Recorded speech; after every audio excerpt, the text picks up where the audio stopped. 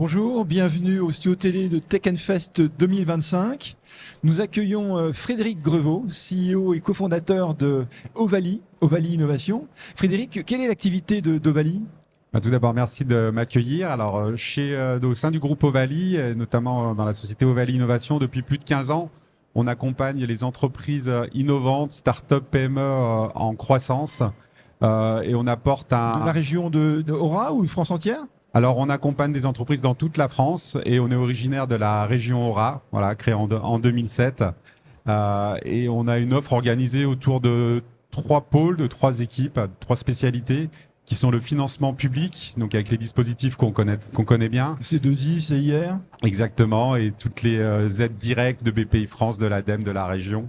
Une équipe dédiée à la levée de fonds privés et une équipe dédiée au conseil aux dirigeants pour l'accompagner justement sur ce parcours de croissance avec des expertises en stratégie de développement durable, en recrutement en France et à l'international.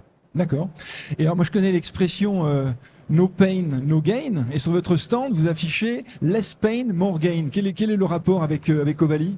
Alors le rapport, il est à la fois un petit clin d'œil effectivement à cette expression no pain, no gain qui vient du monde de l'Ovaly ou qui est beaucoup utilisé dans ce monde-là. Donc quand on fait pas de mal, on gagne rien.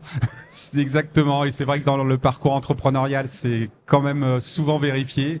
Même si c'est pas une obligation, mais c'est souvent vérifié. Nous, ce qu'on propose effectivement avec le less pain, c'est une valeur commune aux offres Ovaly qui est d'alléger la charge mentale des dirigeants d'entreprises et des dirigeants d'entreprises innovantes en apportant ce bouquet de services sur des pôles de compétences qui sont parfois pas les compétences les premières servies au début d'une activité. Voilà.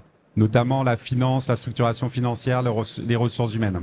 Donc ils dorment mieux la nuit grâce à vous. Exactement. C'est vrai que ça fait partie de notre pour l'entrepreneur de bien dormir. De notre état d'esprit, d'être très proche des dirigeants et de leur permettre cet allègement de la charge mentale. Et le more gain, qui est quand même l'objectif, c'est un résultat évidemment qui se voit dans les finances de l'entreprise avec l'apport de financement, mais pas uniquement. C'est aussi beaucoup de structuration et de préparation à la croissance, à ce qui va se passer dans les étapes à franchir, notamment en termes d'attente des investisseurs, d'attente également des futurs collaborateurs et du marché. D'accord. Alors écoutez, vous avez rendez-vous avec Éric Lombard, ministre de l'économie, et Philippe Baptiste, ministre de l'enseignement supérieur. Qu'est-ce que vous leur dites ? Alors, et la recherche, ministre de la recherche. Ce qu'on leur dira déjà, c'est qu'on a en France un terreau exceptionnel pour l'innovation et la recherche. Et ce qu'on pourrait leur demander, c'est de la stabilité des dispositifs. Parce que cette instabilité, elle apporte évidemment de l'incertitude et elle détruit de la valeur en fait dans les business plans des entreprises innovantes. On va leur demander également de la simplicité, simplicité des processus, parce que la complexité également, elle rebute quand même, elle retarde certaines actions. Et aussi, et c'était dans le discours d'ouverture de Tech Fest, et j'ai beaucoup apprécié de l'optimisme, beaucoup d'optimisme. On a en France des atouts exceptionnels pour être sur les premières marches des podiums dans beaucoup de sujets, sur beaucoup de sujets.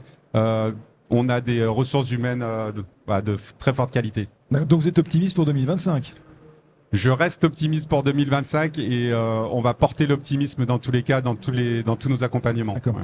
Quand vous avez un nouveau client, quel est un entrepreneur, une start-up, quel est le premier conseil ou le meilleur conseil que vous pouvez lui donner ?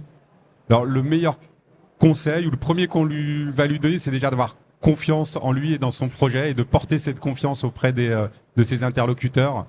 Et pour 2025, on sera un peu plus insistant sur la nécessité d'anticiper, parce que évidemment, on sait tous qu'on est quand même dans une période où il y a un peu plus d'incertitude, donc il va falloir anticiper les actions, notamment sur la partie de la levée de fonds equity, où on devra avoir un peu plus de marge en termes de trésorerie, faire attention encore plus à sa trésorerie, veiller sa trésorerie comme le lait sur le feu, et travailler sa proposition de valeur et sa traction de marché. Qui est vraiment essentiel et souvent également retardé, notamment dans les projets d'innovation plus deep tech. Voilà, très très tôt travailler sa proposition de valeur et sa traction marché. D'accord. En plus là, le budget pour la France est passé et tous les dispositifs ont été sauvegardés à part un seul, je crois, pour les jeunes doctorants. Alors sur le crédit d'impôt recherche, effectivement, le doublement des jeunes docteurs, comme on l'appelait dans le jargon, ne sera plus applicable à partir de 2025, enfin à partir de la promulgation de la loi dans les prochains jours. pour nous, c'est effectivement un peu difficile à accepter parce que c'était vraiment une modalité qui portait l'embauche de jeunes docteurs et qui apportait beaucoup de savoir-faire et de compétences dans l'entreprise innovante. On espère que ça va pas trop freiner l'arrivée des jeunes docteurs dans ces sociétés-là. Bien sûr. Vous êtes également président de l'ACI, l'Association des conseils en innovation. Qu'est-ce que c'est que l'ACI? Quelle est votre mission? Alors notre mission à l'ACI, donc effectivement je préside l'ACI depuis 2 petites années, après 10 ans de parcours au sein de la structure.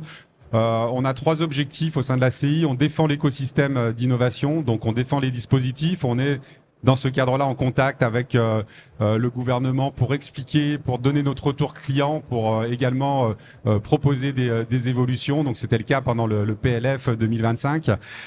Également, on défend la valeur des conseils spécialisés, notamment des conseils en innovation, qui est finalement un métier encore assez récent, qui a peut-être une vingtaine, trentaine d'années par rapport à nos collègues experts comptables ou avocats. On est un peu moins connus.